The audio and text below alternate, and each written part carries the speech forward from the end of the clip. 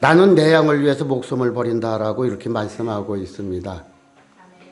그럼 우리가 죄로 잃어버렸던 모든 것을 회복시켜주고 되돌려주기 위해서 주님은 이 땅에 오신 겁니다. 그러나 예수를 믿으면서도 선한 목자가 제시하신 약속과 보장을 모른 채 살아가는 불행한 그리스도인이 있고, 또 우리가 잃어버린 모든 것을 보상해 주시는 즐겁고 편하고 또 기쁨이 있는 보장과 인도하심을 체험하는 아름다운 삶을 살아가는 그리스도인들이 있습니다. 요한복음 10장 27절에도 보니까는 내 양은 내 음성을 들으며 나는 저희를 알며 저희는 나를 따르니라 라고 이렇게 기록하고 있습니다. 그러면 요한복음 10장 14절에 보니까 나는 선한 목자라 내가 내 양을 알고 양은 나를 아는 것이, 나를 안다는 거예요. 양은. 그러면은 내 양이라는 표현이 있는데 주님이 너는 내 것이다, 내가 책임진다, 내가 보장하겠다, 누가 너를 해할 수 있겠느냐, 너는 내 것이다 라고 하는 이런 보장만큼 우리를 평안하고 든든하게 하는 말은 없을 것입니다. 주님이 우리를 보장해 주신다는데, 책임져 주신다는데, 지켜 주신다는데 무엇이 겁이 나겠느냐 이겁니다. 너는 내 것이다, 주님이 친히 말씀하십니다. 누가 법접한 수 있겠느냐? 내 소유, 내 생명, 내 재산, 내 양인데 내가 책임진다고 하시는 겁니다. 16절에 보니까 또 이 우리에 들지 아니한 다른 양들이 내게 있어 내가 인도할 터이니 저희도 내 음성을 듣고 한 무리가 되어 한 목자에게 있으리라 라고 이렇게 말하고 있습니다. 그러면은 요한복음 10장에서도 보니까는 우리 양의 무리는 당시 유대교를 상징을 하고 있습니다. 그리고 율법의 테두리 아래서 예수님이 오시기까지 몽학 선생으로 지도했던 유대교를 우리라고 말합니다.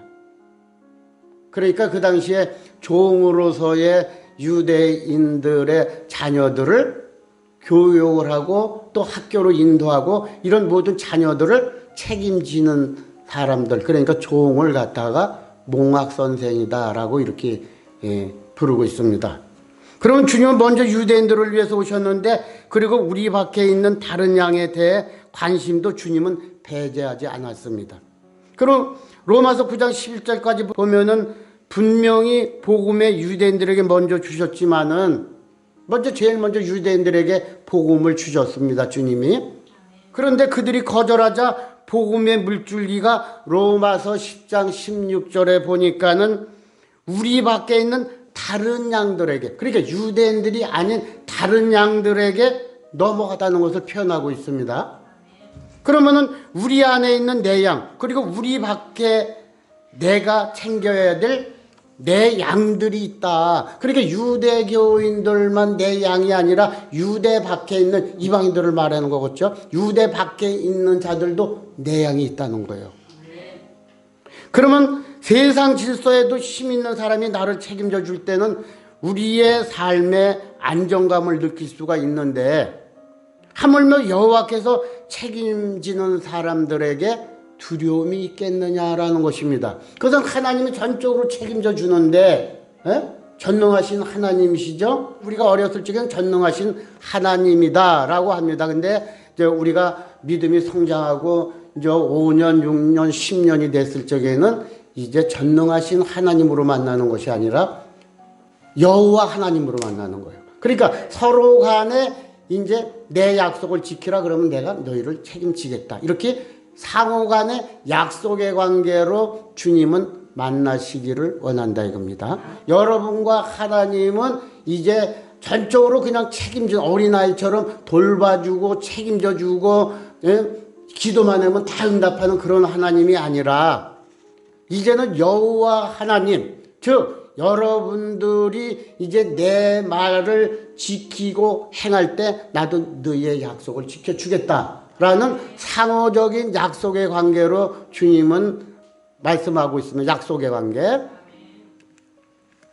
로마서 1장 6절에 보니까는 우리 모두를 예수 그리스도의 것으로 부름을 받고 성도로 부름을 받고 하나님의 사랑하심을 받는다고 말합니다. 그러면 나는 누구의 소유냐? 풍성한 삶을 보장해 주시기 위해서 오신 그분께 속한 존재라고 하는 겁니다. 그럼 이 사실보다도 우리를 든든하게 받쳐주는 말씀이 어디 있습니까? 주님이 내 양으로 선언해 주신 사람들에게는 세 가지의 특권이 있습니다. 본문 27절에 보니까는 첫째는 내 양은 내 음성을 듣는다. 말씀을 들으면은 우리가 내 양은 하나님의 양은 하나님의 음성을 듣는다는 거예요. 근데 16절에 보니까 우리 밖에 있는 양들도 내 음성을 듣고 한 무리가 된다라고 이렇게 말하고 있습니다. 그러면 주님의 소유된 사람들의 특징은 주님의 음성을 들을 수가 있다는 거예요. 로마서 10장 17절에도 보니까 그러므로 믿음은 들음에서 나고 들음은 그리스도의 말씀으로 말미암았느니라. 그럼 이 말씀은 믿음이라고 하는 것은 우리에게 구원을 가져다 주는 것입니다. 우리에게 보장된 구원을 영원히 망하지 않는다. 구원은 어떻게 옵니까? 들음에서 온다는 거예요. 잘 들어야 됩니다. 그래서 말씀은. 그래서 그리스도의 말씀을 잘 들어야 되는데 우리가 듣고 그 들음을 통해서 믿음이 생성이 된다 이겁니다. 자꾸 생깁니다. 믿음이. 그러면 그 믿음을 통해서 하나님의 자녀로 인쳐주신다는 거예요. 너는 내 것이다. 내가 책임지겠다. 라고 인쳐주신다는 것입니다. 그럼 26절에 보니까 너희가 내 양이 아니므로 믿지 아니하는도다. 그러니까는 믿지 않는 것은 뭐냐? 하나님의 양이 아니기 때문이라는 거예요. 믿지 않는다는 거예요. 그래서 아무리 말을 해도 안 믿는다는 거예요. 왜? 내 양이 아니기 때문에.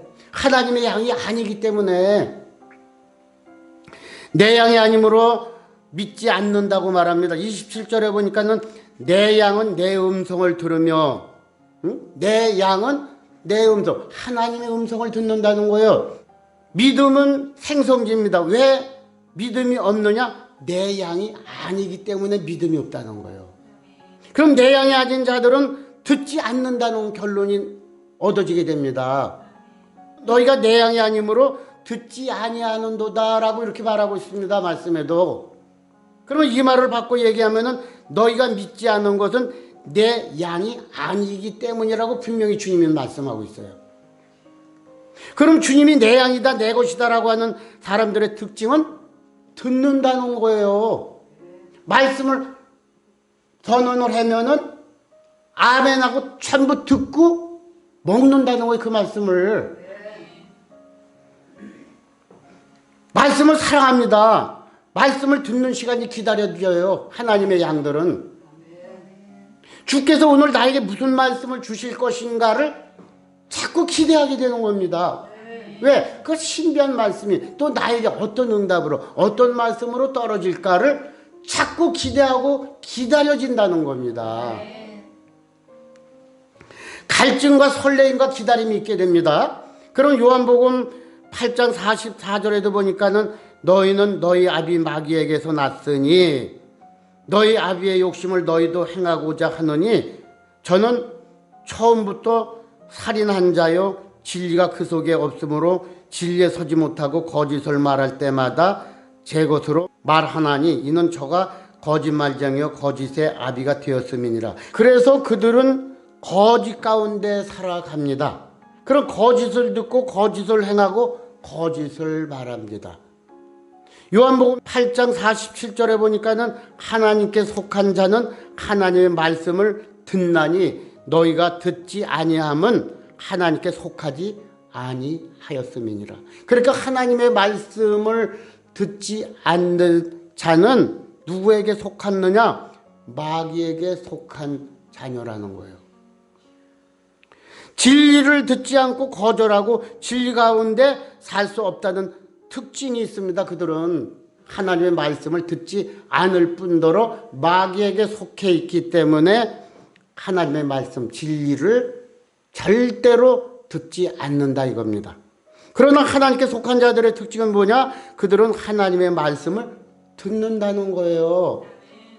그러면은 잠언서 20장 12절에도 듣는 귀와 보는 눈은 다 여호와의 지으신 것이라고 말하는데, 그러니까 누구에게나 다 귀와 눈을 주었는데 하나님께서 우리에게 눈을 주시고 귀를 주신 것은 분별하고 식별하기 위해서 주셨다 이겁니다.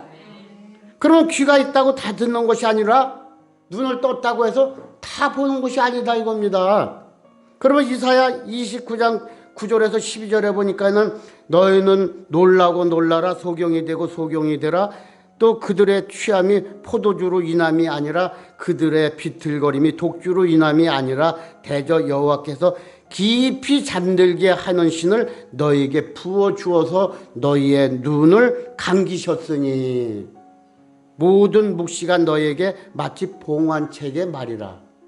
그러니까 눈을 주었는데도 보지 못하고 또 머리를 우리에게 주었는데도 봉환책으로 아무리 성경을 읽어도 그 말씀이 깨달아지지 않고 무슨 뜻인지를 알지 못하게 된다는 거예요. 그것은 유식한 자에게 주며 이르기를 그대에게 청하노니 이를 읽으라 하면 봉환책이니 못하겠노라 할 것이요, 또한 무식한 자에게 주며 이르기를 그대에게 청하노니 이를 읽으라 하면 대답하기를 나는 무식하다 할 것이니라. 그럼 깜짝 놀라야 될 사실은 술 취하지 않았고 귀머거리가 아닌데도 듣지 못하고, 귀머거리가 아닌데도 듣지 못한다는 거예요. 말씀을 비틀거리는 사람이 있다는 겁니다. 제정신으로 살지 못하고 있다는 거예요. 왜 그랬습니까? 10절에 보니까 그것은 하나님께서 깊이 잠들게 하는 신을 너희에게 부어주었다는 거예요. 눈을 주고 머리를 주는 것을 보고 깨달으라고 주셨는데 깊이 잠들게 하는 신을 경험한 사람들은 눈을 떠도 보지 못하고 총명한 머리가 있어도 깨달지를 못한다는 것입니다. 아무리 하나님의 말씀을 주어도 깨달지를 못한다는 것입니다. 11절에도 보니까는 그러므로 모든 묵시가 너희에게 봉환책의 말이라. 그러니까 이 책을 계시의 말씀이라고 말하는데 묵시의 말씀이라고 합니다. 보기는 많이 보지만은 유감스럽게도 보는 묵시가 우리에게 봉환책인 경우가 많다는 거예요. 우리가 성경을 많이 읽었는데도 불구하고 봉환책으로 읽었기 때문에, 깨달지 못하고 읽었기 때문에 그 뜻을 우리가 아무리 많이 읽었어도 그 말씀을 우리가 알지 못한다는 거예요. 깨닫지 못한다는 거예요. 하나님의 계시의 영이 임하지 않았기 때문에 그렇습니다. 너무도 많은 그리스도인들이 성경을 읽으면서도 봉환책으로 읽는다는 거예요. 깨닫지 못한다는 거예요. 말씀을 읽었는데도 그 말씀이 무슨 뜻인지를 알고 깨닫지 못한다는 것입니다. 그럼 무슨 말인지 알아듣지 못하고 가르쳐 주는데도 알아듣지 못하고 여호와께서 깊이 잠들게 하는 신을 주셨기 때문이라는 것입니다. 불행한 사람들입니다. 그러니까 세상적으로 지식이 많다고 해서 성경을 읽으면 다 깨달느냐? 지식으로 깨달을 수 있습니까? 성경책이? 안 돼요. 아무리 많이 배우고 지식이 있고 학자라고 할지라도 봉한 눈을 가지고 하나님이 그 총명을 열어주지 않았기 때문에 아무리 성경을 읽어도 그 말씀이 무슨 말씀인지 깨닫지 못한다는 것입니다.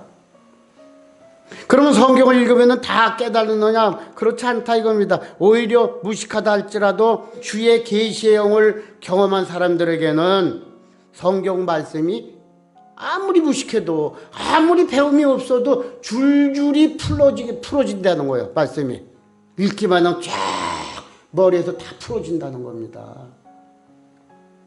그러면 성경은 계시의 말씀을 보라고 주신 것입니다. 그래서 성경 66권을 보고 듣고 깨달으라고 주신 말씀이지 들고 다니라고 주신 책이 아니다 이겁니다. 그리스도인들이 성경이 열려진 책으로가 아니라 봉한 책으로 갖고 있다면은 심각한 병에 걸린 거예요. 그것도 중증에 걸린 겁니다.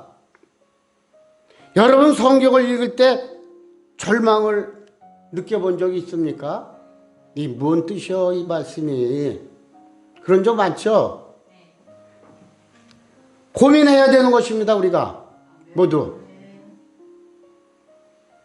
들려오는 음성이 있어야 되는 겁니다. 주께서 나에게 내 양에게 선포하시는 음성을 식별할 수 있는 지각과 인식이 없다고 한다면은 우리는 잠들게 하는 신 가운데 취해 있지 않는지 우리가 점검을 해 볼 필요가 있다고 하는 것입니다. 그래서 다 해당되는 말씀이에요. 그러면 너희는 놀라고 놀라야 한다. 심각한 얘기를 하는데도 눈과 머리를 갖고 있으면서도 선지자와 선견자의 기능을 잃어버렸다고 탄식하고 있어요. 주님이. 고린도후서 4장 3절 4절에 보니까는 만일 우리 복음이 가려졌으며 망하는 자들에게 가리운 것이라 그 중에 이 세상 신이 믿지 아니하는 자들의 마음을 혼미케 하여 그리스도의 영광의 복음의 광채가 비추지 못하게 함이니 그리스도는 하나님의 형상이니라. 이사야 29장을 보니까 이 세상 신이 역사하시면 어떻게 되느냐? 마음이 혼미케 되고 비틀거리고 그리스도의 영광의 복음의 광채가 비추지 못한다는 겁니다. 그러면 빛이 계속해서 비치면 우리 마음에 회복이 있습니다. 하나님께로 나아갑니다. 그렇기 때문에 이 세상 가운데 역사는 악한 신이 이 복음의 광채를 비추지 못하도록 잠들게 했다는 것입니다. 6절에도 보니까 어두운 데서 빛이 비추라 하시던 그 하나님께 예수 그리스도의 얼굴에 있는 하나님의 영광을 아는 빛을 우리 마음에 비추셨느니라 고 이렇게 말씀하고 있어요. 그러면 창세기 1장 3절에 빛이 있으라 이 말씀을 비교해 보면은 하나님께서 말씀을 선포해 주셨는데 말씀이 떨어지자마자 혼돈과 흑암과 깊은 가운데 있던 이 세계 가운데 빛이 나타났습니다. 전날에는 절망과 흑암과 깊은 사망이 우리를 가리웠습니다. 어두웠고 절망적이었어요. 그러던 어느 날 주님이 내 양으로 불러주셨습니다. 말씀이 들려오기 시작합니다. 그 첫째 메시지는 빛이 있으라입니다. 어두운 가운데 빛이 비추라 하신 그 말씀이 비춰줄 때에 우리 마음이 하나님의 영광을 아는 빛으로 회복되기 시작을 했습니다. 하나님의 영광을 사모하고 하나님의 영광을 바라고 나아갑니다. 그래서 하나님의 말씀이 비추게 되니까는 송이꿀처럼 어떻게 됩니까? 달콤하게 들리는 겁니다. 요한복음 10장의 표현에 의할 것 같으면은 누구에게 주시는 특권입니까? 내 양은 내 음성을 듣는다. 하나님의 양에게 주는 거예요. 특권이요. 그러니까는 내 양은 내 음성을 듣는다고 했는데 은혜를 받은 사람들의 특징은 말씀이 꿀처럼 달다 그러죠. 은혜가 됩니다. 말씀이. 그래서 성경이 재미있고 모든 묵시가 봉한 책이 아니라 열려진 책, 계시의 책, 하나님의 자상하신 사랑의 음성으로 듣는 사람이 이 사람들은 그리스도께 화합한 사람이다 라고 이렇게 말씀을 하고 있습니다. 그러나 유대인들의 특징은 뭐냐? 빵을 얻어 먹을 때는 아무 말이 없었어요. 유대인들이. 그러나 기적을 체험할 때에는 그들이 다 따라왔습니다. 그런데 기적의 의미, 생명이 무엇인가를 이제 말씀하기 시작을 하니까는 태도가 바뀌어지고 트집을 찾고 구실을 찾아내기 위해서 혈안이 됐습니다. 그런 생명을 가진 사람들의 특징은 말씀이 떨어질 때마다 옳습니다. 아멘입니다. 이렇게 해요. 주님 내게 주신 말씀이군요 라며 받아 먹습니다. 아멘. 그 말씀이 나에게 설령 듣기 싫은 말씀인데 라고 할지라도 하나님의 말씀이기 때문에 아멘 하고 그냥 꿀꺽 받아 먹는 거예요. 우리 말씀에 굶주려야 되는 겁니다. 배고파야 되는 거예요. 갈증을 가져야 됩니다. 살아있는 사람들의 특징은 자기 갈증을 안다는 겁니다. 그런데 저 얘기는 내가 이미 다 아는 것인데 이렇게 생각을 하고 받아먹질 않도 이렇게 마음으로 간다는 거예요. 내가 다 아는 말씀인데 뭐 하면서 오히려 남을 가르치려고 하는 양들이 많다는 것입니다.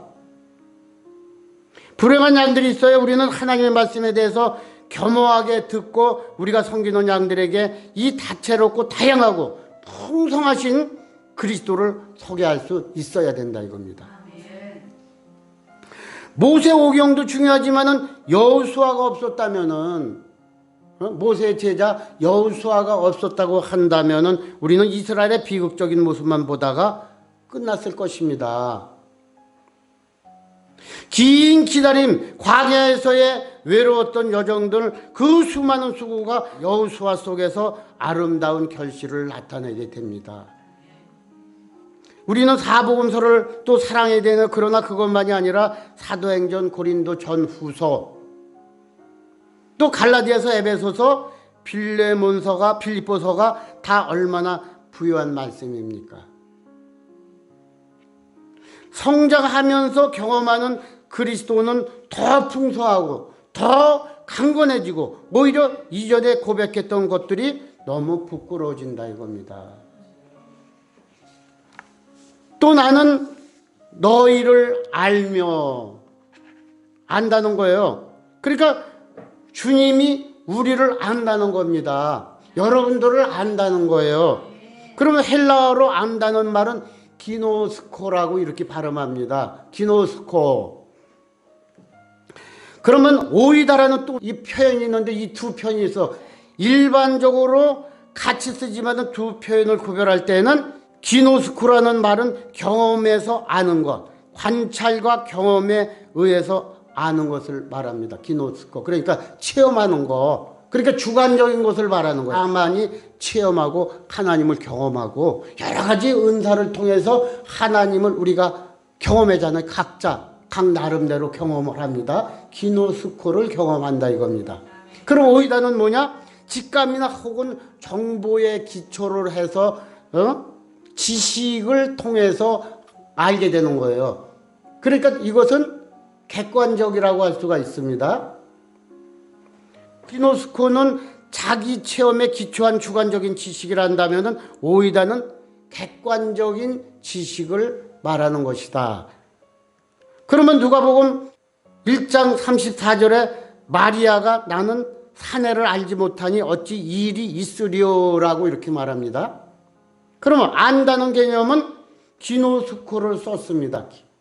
그러면 주관적인 자기 경험을 통해서 그리스도를 누릴 수 있는 사람들은 힘이 있습니다. 그러니까 체험하고 어떤 은사를 받았다든지 뭐 여러 가지 하나님을 직접 개인적으로 만난 사람들은 힘이 있잖아요. 내가 하나님 이렇게 만났어. 내가 이런 또 은사가 있어. 뭐 이렇게 힘이 있지 않습니까?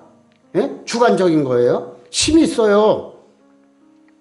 능력이 있습니다. 이것이 기노스코로 그리스도를 경험한 사람들의 특징입니다. 그렇다면은 주관적인 체험으로 간증을 하는데, 그러나 이것은 능력은 있는데 자신이 경험한 그 이상의 것은 인정하지를 못하게 돼요. 내가 이렇게 받았는데 무슨 소리요 하면서 다른 어떤 사람들의 어떤 말을 하면은, 말씀을 하면은 그것을 안 받아들이고 못 받아들이기가 참 쉽다는 거예요, 이 사람들은요. 그러니까 아전인수격의 신앙생활을 하게 되는데 또 자기 경험 이상의 테두리는 벗어나지 못하고 한계가 있다 이겁니다. 경험주의에 빠지게 되고 또 이기적인 신앙생활을 하기가 쉽다는 거예요. 나는 이렇게 받았는데 하면서 다른 사람의 말을 전혀 들으려고 하지를 않는다는 것입니다. 이것이 문제가 되는 거예요. 객관성이 결여된 것이 주관적 체험의 한계입니다. 그 체험한 한계예요. 체험한 사람들의 한계. 객관성이 결여됐다. 그러면 반면에 오이다라고 하는 이 지식을 통한 경험을 포함하고 여러 경험들을 다 수용할 수 있는 것은 좋습니다. 그러나 또 이 사람들도 한계가 있어요. 힘이 없습니다. 제가 체험한 것이 없기 때문에 힘이 없어. 잘못하면은 이론에 치우쳐서 관념적인 하나님으로만 이해하게 될 수밖에 없다는 거예요. 우리가 비교해보면 동양적인 의식 구조를 지닌 사람들은 주로 주관적 체험을 의미롭게 생각을 합니다. 아주 귀중하게 생각을 하고 내가 받은 체험이 최고지 이렇게 생각을 하는 거예요. 그러나 힘은 있는데 내가 체험했기 때문에 당당히 말할 수 있는 그런 힘은 있는데 내 체험 밖의 일들에 대해서는 전혀 고려하지도 않는 거예요. 이해해 보려고 하지도 않아요. 다른 사람 것은. 그러니까 이기주의가 되기가 쉬운 거예요. 그러니까 어떤 한계에서 벗어나지 못하는 거예요. 테두리에서. 응? 그러면 내 스타일과 의식구조를 바꾸는 데는 그런 사람은 굉장한 시간이 걸립니다. 아주. 반면에 서양인들의 구조는 어떠냐? 객관성이 있습니다. 그들은. 힘은 없어요. 체험한 것이 없기 때문에. 우리처럼 그냥 기도하면서 그냥 들급하면 우리가 체험을 많이 얻게 되잖아요. 하나님 앞에서. 많은 여러 가지 은사도 경험하죠. 그런데 서양인들을 보면은 힘은 없지만 그들은 합리적으로 생각을 하기 때문에 내가 체험하지 못한 경험들에 대해서도 열린 마음으로 받아들인다는 것입니다. 서양의 저자들의 쓴 성령에 관한 저서들을 보면은 그들은 성령님을 받아들이기가 너무 쉽다는 겁니다. 그러면은 동양인들은 내가 경험한 성령에 대해서 말하라고 하면은 너무도 자신이 있지만은 다른 사람의 체험을 받을 때에는 자신의 경험 밖의 것이기 때문에 어려움이 있다는 것입니다. 그래서 자신의 것을 내려놓지 못하기 때문에 그렇다 이겁니다. 그러나 우리에게 기노스코도 있어야 되는 것이고 오이다도 있어야 되는 것이다. 그러니까 주관적인 체험도 있어야 되는 것이고 또 객관적인 또 우리가 지식도 있어야 되는 것이다. 이 두 가지가 겸비되어야 되는 것이다. 항상 두 가지로 모든 것이 평행으로 가야 되는 거예요. 내적, 외적 이렇게 같이 가야 되는 것이다. 그래서 한 가지만 주장하면 안 되는 거예요. 합리적인 객관적인 삶이 있어야 되고 내가 체험한 그리스도가 내가 좋아하는 그리스도가 있어야 되고 또 두 가지가 다 겸해질 때 우리 신앙생활은 보다도 그리스도께 가까이 갈 수 있게 되는 것이다 이겁니다. 나는 너희를 알미니라고 했습니다. 여기서 안다는 개념은 기노스코를 쓰고 있는데 지식적인 것이 아니라 삶과 경험을 통해서 안다는 거예요. 그러니까 주여 주여 하는 자마다 다 천국에 들어갈 것이 아니요 하늘에 계신 내 아버지의 뜻대로 행하는 자라야 들어가리라. 이렇게 하시면서 많은 사람들이 내게 와서 우리가 주의 이름으로 선지자 노릇을 했습니다. 주의 이름으로 귀신을 쫓아냈고 또 주의 이름으로 많은 권능을 행했다라고 이렇게 말합니다. 그럴 때 주님이 말씀하시기를 내가 저희를 도무지 알지 못한다는 거예요. 그 말이 무슨 말입니까? 여기서 안다는 개념은 바로 기노스코의 변형입니다. 그러니까 기노스코. 변형, 나는 너희를 경험한 적이 없다는 거예요. 능력을 행한다고 할지라도 나와는 교통함이 없었기 때문에 나는 너희를 알지 못한다는 거예요. 그러니까 주님과의 항상 교통함을 통해서 또 이렇게 예배를 통해서 기도를 통해서 주님과 원활한 교통 교제가 있어야 되는 것이다 이겁니다. 그렇기 때문에 하나님이 우리를 알고 우리에게 능력을 주시는 그 모든 능력이 진정한 능력이 될 수 있는 것이고 하나님이 우리를 인정해 주시는 그런 능력이 될 수 있다는 것입니다. 그렇기 때문에 우리는 기도하면서 하나님을 전적으로 만나는 교통하는 원활한 함이 주님과 나 관계에서 이루어지는 이런 역사가 있어가지고서 주님과의 교통이 항상 생활 속에서 이루어지기를 주님의 이름으로 축원을 드립니다.